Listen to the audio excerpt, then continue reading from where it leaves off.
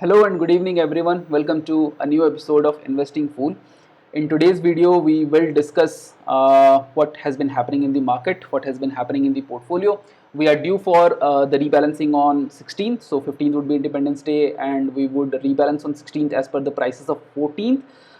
That video should be out on 16th, but अभी के लिए discuss करते हैं जो अभी हो रहा है.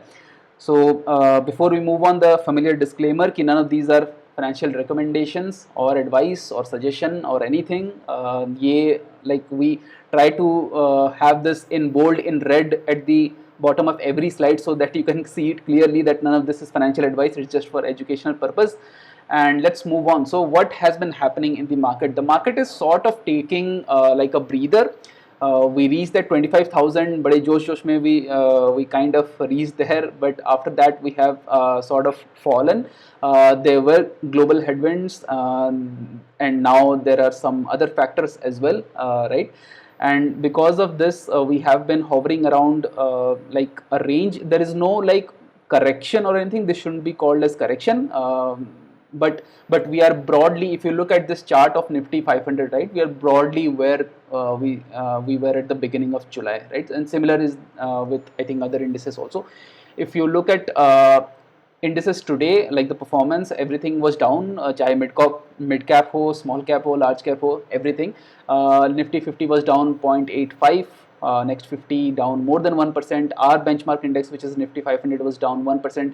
Our portfolio was also in line, like we were also 1% down, close to 1% down. And if we look in the a little bit longer term of things, then we have like our portfolio is 4.2% away from its all-time high that we reached on July 5th. Nifty 50 is less than 4%, I think around 3.8% away from the all-time high. I think we reached that in the beginning of August when we touched that holy 25,000 mark, which we have not been able to reclaim after that. So we may be due for some consolidation. Again, this is just conjecture. We'll like only time will tell what will happen. But I'm not saying in the medium term. I'm only saying in the short term because in September we are hoping for the rate cut. So we'll need to wait and see how the markets react to that globally, including Indian equities market, right? Let's जैसे कि हम हर video में करते हैं, let's just take a cursory look at the portfolio, how what is happening over there. So if we look at the one-day return, it's minus 0.94%. Our benchmark index is minus 0.92%. So we are broadly in line with the index. So yesterday's performance was a little bit better, so we actually fell less than the index, but that was because of the spike provided by Inox Wind, which was up 20% after its quarterly results release. So we'll talk about that in a while. But if we look at today's performance, broadly like half of the stocks were negative and positive. Half of them were positive, half of them were negative, and the negatives were kind of driving the entire portfolio.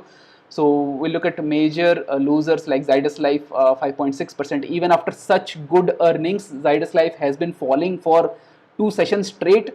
And then you find some like stupid reasons in the news, like valuation zyada ho gaya hai and that's why it is falling. Yeah, stocks cannot fall by this percent, like 5.6%. I think yesterday also it was down 4% or something, just because someone like, I mean, this bout of profit booking doesn't come in a sector like pharma, which is a defensive sector, right? Just because results have come, and results were really good. Profits were up 31% year on year, quarterly profits, and after that the stock has seen this kind of a price action, right? So the news writers can try to justify anything basically, and had posted this about this on X also, that like whenever like they can just find reasons out of thin air, right? Valuations बहुत ज़्यादा हो गया है तो profit booking हो गया, but I don't know what's the reason. I think it could probably be related to some of the expectations around its inclusion in the MSCI index, which we will talk about. Anyway, I got digressed again, so let's come back. What are the other losers? Cochin Shipyard down 5.2%. Cochin Shipyard, which was sometime around 220% up in our portfolio, has come down to 146%, right? So this is what happens. This can happen anytime. We should be prepared for exits even in the stocks that have performed fairly well. And defense stocks, the defense pack as a whole, which constitutes like 25% of our portfolio by stock numbers, right? 5 out of 20 stocks. यहाँ पे Hindustan aeronautics हो गया, Cochin Shipyard, then Bharat Dynamics, Bharat Electronics, GRSE, all of these are defense stocks, right? So 5 out of 20 stocks are, so we are kind of concentrated in defense, and defense stocks somehow are losing their momentum. They are not able to go, they're not able to rise as smoothly as they used to do earlier. So they may be in for a long duration of consolidation. We'll have to wait and watch how they perform. Okay, who are the other losers? Torrent Power 2.1%, GRSE we talked about 3.2%, Motherson 2.8%. So fairly mixed bag. Inox Wind was still up 4.3% after a 20% rise yesterday. So this is why I always say that we have to remain invested in the market. We cannot we can go in and out of stocks as per our strategy, but we cannot go in and out of market or sit on cash just because market has gone up too high, or make other such discretionary decisions, right? You never know when one stock can just rise 20% in one day and then again 10% in another day, and then if you are out of the market on those days, on those kind of days, then you lose all those gains, right? So it's better to just try not to time it fully and just try to be in the market, stay invested in the market, and see and just follow your strategy as it is.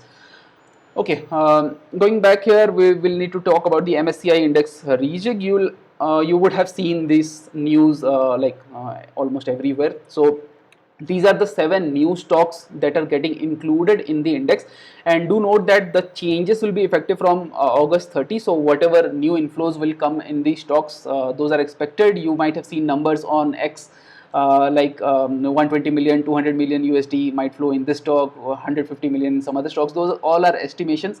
How those will happen, we'll have to wait and watch. But market has already priced in certain things before the actual inflows come in. So as per that, markets are taking some price action, right? So these 7 stocks are the newly included stocks in the MSCI index. Dixon, Oil India, RVNL, OFSS, Prestige Estates, Vodafone India, and Zydus Life. Out of these 7, 4 of these we have in our core portfolio, which is Dixon, Oil India, Oracle Finance, and Zydus Life. Let's take a short look at their charts also. So you can see all these stocks have given massive run-ups in the recent past. Some have had a slight pullback from their all-time highs.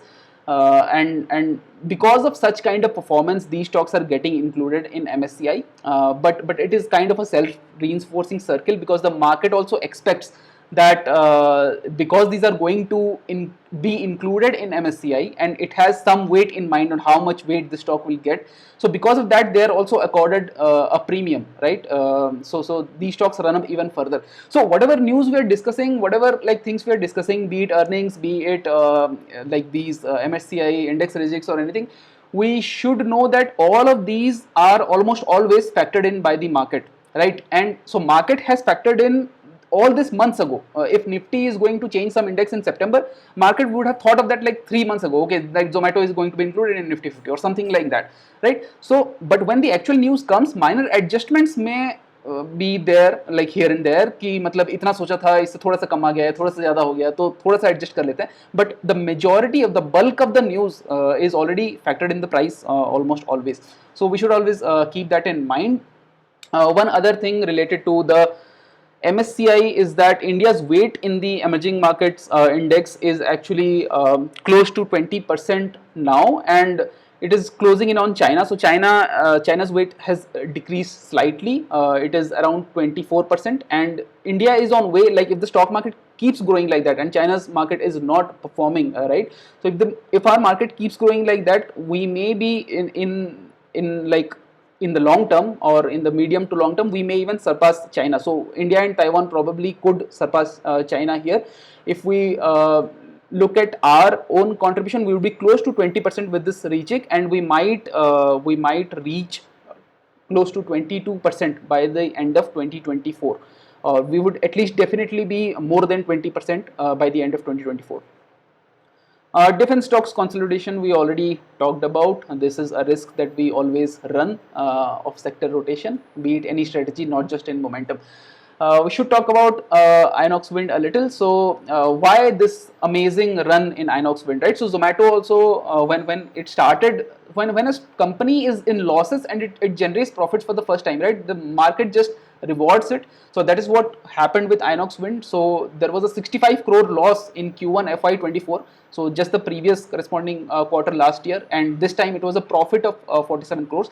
So the market obviously was very happy, and even in today's day when the market was down 1%, Inox Wind was up 4.5%, close to 4.5%, right? There was one good news flow that was coming. Again, like news, everything is priced in, but this was a new order of 51 megawatts.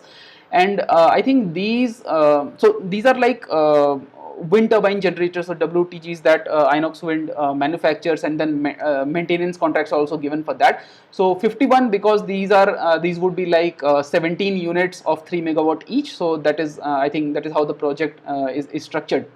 And the order book over the long term also looks fairly good. How much it will like it will actually be able to implement or execute, because in the past quarters it has happened कि order book 400 का था, but implementation 360 का ही हो पाया, right? So we'll have to see how Inox Wind is I mean going to perform, but yeah, this is another reason why we should stay invested in stocks even if it seems they are not performing for the in the short to medium term, right?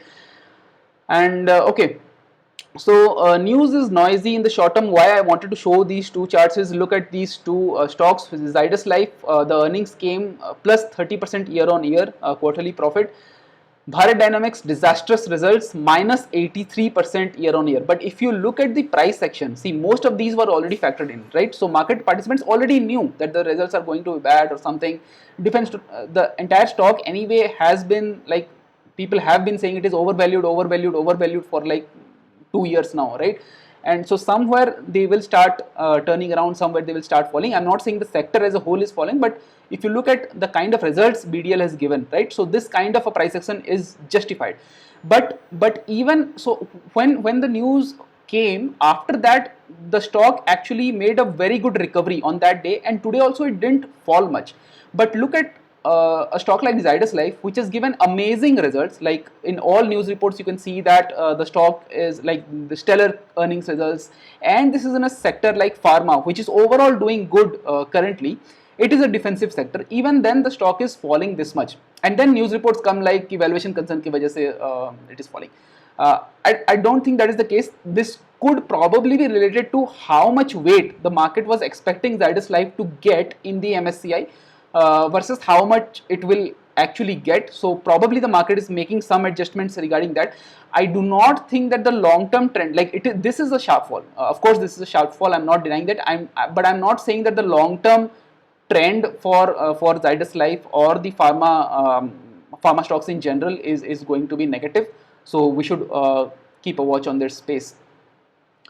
Okay, the next thing is about catching the top. We have discussed about this multiple times, but catching the top is always a risk in momentum investing, specifically in momentum investing, because we are always like trying to buy stocks which are getting new highs, right, all-time highs. So these yellow dots, if you can see on these two charts, they show where we kind of entered it. So GRSC we entered around 2600 levels, and from there it has like crashed, right? So we literally actually caught it at the top. Maybe we could have caught it even higher here, but but this is a classic example of catching a stock at the top. But you cannot always wait and say ki, okay, the stock has run up this much, let it correct, and then maybe I will get in. Anyway, if it corrects this much, it will not be part of your momentum screener. But another reason why that may not always be possible is because you can see something like oil, right? Oil had risen crazily, and we bought here, right? And when you buy at like after like 3 sessions like this, when the stock has risen like 20% or something, you always run the risk that in the very short term mean reversion will take place and the stock will fall, right? So the stock actually fell, right? This is not always the case. Sometimes the stocks just continue to rise or just hover around the same mark and then again continues to rise. I can show you the chart of Trent, in which Trent like kind of rises like 11%, 12% in one day, and then no correction happens. The stock just goes in a like in a time correction for some days, and again it starts making new highs, right? So you can never say that it will fall and that's when I will get in, right? So here also you can see it fell quite a bit, but the underlying trend was strong enough. So we're just being patient with the strategy. It is still one of the top high ranks in our momentum screener, and it is going up, and then it crossed this level and it went even higher, right? So because of the MSCI, because of favorable news flow, because of the tensions probably in the Middle East also, oil is in general doing good. But the main point is not how GRSE is doing or how oil is doing. The main point is that do not be afraid when the price runs up too much, even in the very short term. If you have to do your rebalancing that day, you have to buy that day. You cannot wait for a few days or even staggered entry and all those. Over the long term, those results will kind of converge. You would not see a lot of gains just by like waiting a few days or whatever, right? So that is the broad thing that I wanted to discuss. So hope you liked the content. Please press the like button on the video if you liked it, and if you haven't subscribed to the channel yet, please consider subscribing, and I'll see you in the next video, in the rebalancing video. Till then, have a good day. Bye bye.